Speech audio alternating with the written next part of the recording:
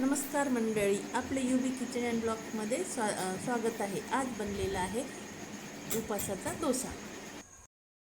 आपण हा वेळेवर तयार करत आहे डोसा. आता त्यासाठी आपल्याला लागणार आहे 1 वाटी भगर. 1 वाटी भगरेला अर्धा वाटी साबुदाणा आणि अर्धा वाटी दही असं हे प्रमाण असतं. तर आता मी आधी ही भगर धुवून बाजूला ठेवते आणि त्याप्रमाणे आणखी साबुदाणा घेऊन त्याला पण थोडंसं गरम करून घेते. साबुदाणा थोडा गरम करून घेतला. थंड होईस्तोवर बटाटेचे पण सालं काढून ठेवले. आता याला छान स्मूथ होईपर्यंत जेवढा बारीक होईल तेवढा बारीक करायचा, कारण की आपल्याला आज डोसा करायचा आहे. त्यामुळे व्हिडिओ तुम्ही पूर्णपणे पहा. तुमचासुद्धा डोसा पहिल्याच वेळेला खूप छान आणि सुंदर होईल. हातात पहिल्या वेळेला जरी करायला घेतला तरी अजिबात तुमचा डोसा बिघडणार नाही. या आता बारीक केलेल्या साबुदाणा पावडरमध्येच भगर टाकून, दही टाकून आणि पाहिजे तसं पाणी टाकून आपल्याला ते मिक्सरमधून बारीक करायचं आहे.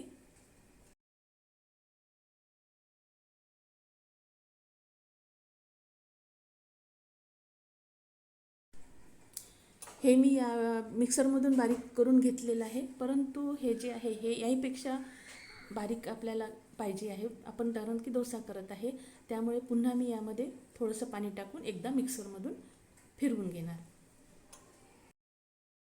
आपल्याकडे कोणी पाहुणे येत असतील तर वेळेवर हे बॅटर केल्यापेक्षा आधी पण आपण तयार करून ठेवू शकतो, म्हणजे आपल्याला वेळेवर डोसे करायला सोपं जातं. हे आता पुन्हा बारीक करून घेऊया.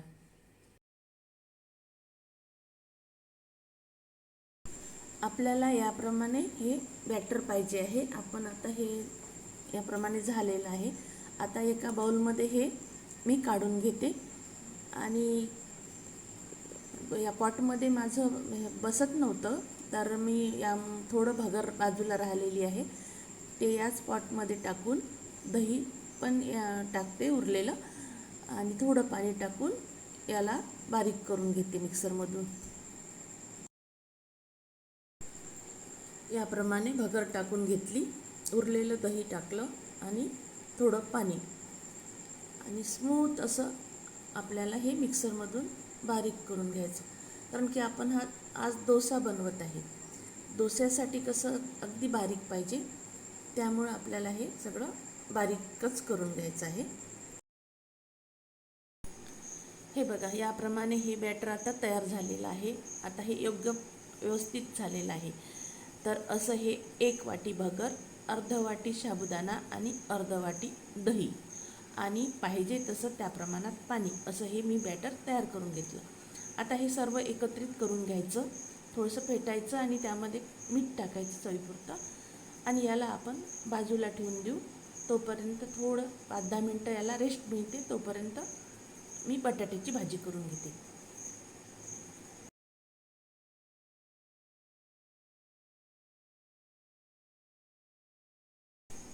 बटाटा मी आधीच उकडून घेतलेला होता. आता हा शिजलेलाच बटाटा आहे, त्यामुळं काही वेळ लागणार नाही. फक्त आपल्याला एक साधी फोडणी द्यायची आहे. तर त्यासाठी आता फोडणी देऊ. गॅस ऑन केला आणि कढई गरम करायला ठेवली. आता या फोडणीसाठी साहित्य मी जिरं घेतलेलं आहे, हिरवी मिरची आहे, मीठ आहे आणि उपवासाला आहे त्यामुळे मी तूप घेणार आहे. तुम्ही तेल पण घेऊ शकता. पित्ताचा वगैरे त्रास होतो उपवासामध्ये, म्हणून मी उपवासाला तूपच वापरते. आणि जिरंसुद्धा तुम्हाला पाहिजे तर घ्या, नसेल तर तुम्ही रद्द पण करू शकता. तर आता हे फोडणी देऊन देऊ. अशी तुम्ही तुपातली बटाट्याची भाजी करून बघा, खरंच अप्रतिम लागते. आणि तसं डोसा हा आपला दह्यासोबत, चटणीसोबत, शेंगदाण्याची वगैरे चटणी त्यासोबत पण चांगला लागते. तर मी अशी ही बटाट्याची भाजी करते आहे. आता हे फोडणी झालेली आहे. आता फोडणी देऊन फक्त या भाजीला आपल्याला एक वाफच येऊ द्यायची आहे, कारण की आपली बटाटे आधीच शिजलेले आहे.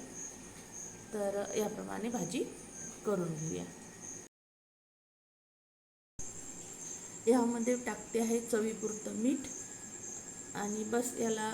यामध्ये तुम्ही कोथिंबीर पण टाकू शकता. मी कोथिंबीर नाही टाकत, तुम्ही टाकू शकता खात असाल तर. आणि बस आता याला काही नाही, एक वाफ येऊ द्यायची. आपली बटाट्याची भाजी झाली आहे आता तयार. आता आपण डोसे तयार करायला घेऊया. हे बघा, याला आता भाजी करेपर्यंत 5-10 मिनटं मिळालेले आहे. आता हे रेस्ट झालेलं आहे छान. आता हे मला थोडंसं घट्ट वाटते. आता यामध्ये आपल्याला पाणी टाकायचं आहे. तर यामध्ये पाणी टाकून आपण जसं डोशाचं बॅटर तयार करतो त्याप्रमाणे आपल्याला हे पाहिजे आहे. तर असं हे करून घ्यायचं आणि त्याप्रमाणे मग आपण डोसे तयार करायला घ्यायचे. गॅस ऑन करून त्यावर डोशाचा तावा ठेवते. हा निर्लेपचा तावा आहे माझा. छान डोसे होतात त्यावर. तर हा गरम झाला. आता त्याला गरम झाला की थोडं थंड करायचं. थोडंसं तूप लावायचं. मी तुपाचाच आज वापर केलेला आहे. तुम्ही तेल पण लावू शकता. आणि यावर याप्रमाणे असं हे डोसा करून घ्यायचं. असं हे थोडं थोडं बॅटर टाकत आपलं हळूहळू त्याला आपल्याला पाहिजे त्या आकारामध्ये तो डोसा करून घ्यायचा आणि शेकून घ्यायचा. हा डोसा करताना गॅसची पॉवरवर खूप अवलंबून आहे. पॉवर जर आपली कमी असली, कमी याच्यावर डोसा भाजला तर तो नरम येतो आणि मोठा ठेवला आणि आपलं बॅटर जर पातळ केलं तर तो कडक येतो. त्यामुळं आपण तो त्या पद्धतीनं करायचा. याची एक बाजू शेकून झालेली आहे. आता याला पलटून दुसरी बाजू पण शेकून घेऊया. गॅसची पॉवर मी आता थोडी मोठी केलेली आहे, कारण की आतापर्यंत ती छोट्याच याच्यावर होती. तर याप्रमाणे हा आता डोसा झालेला आहे तयार.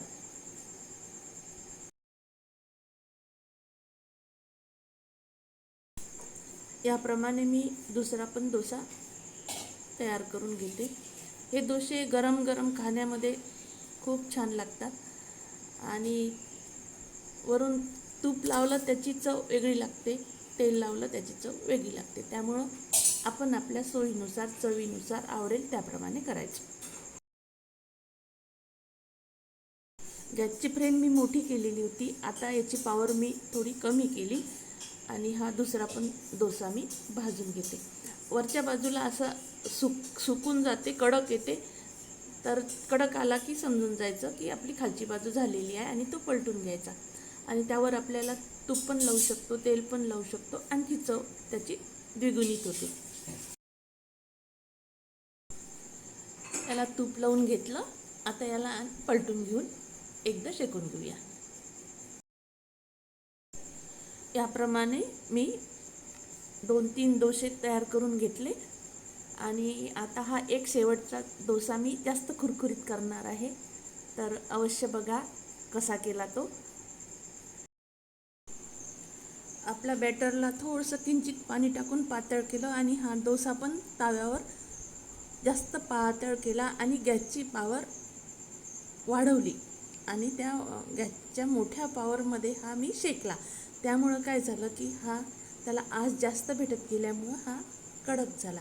तर आपण अशा पद्धतीनं आपल्या घरात म्हातारे असतील, त्यांना नरम पाहिजे असते, मुलं म्हणतात मला कुरकुरीत पाहिजे, तर आपण आपला निर्णय घेऊन हे असे डोसे बनवू शकतो. याप्रमाणे आता सर्व डोसे मी प्लेटमध्ये काढून घेतलेली आहे. बटाट्याची भाजी आहे आणि दही पण घेतलेलं आहे.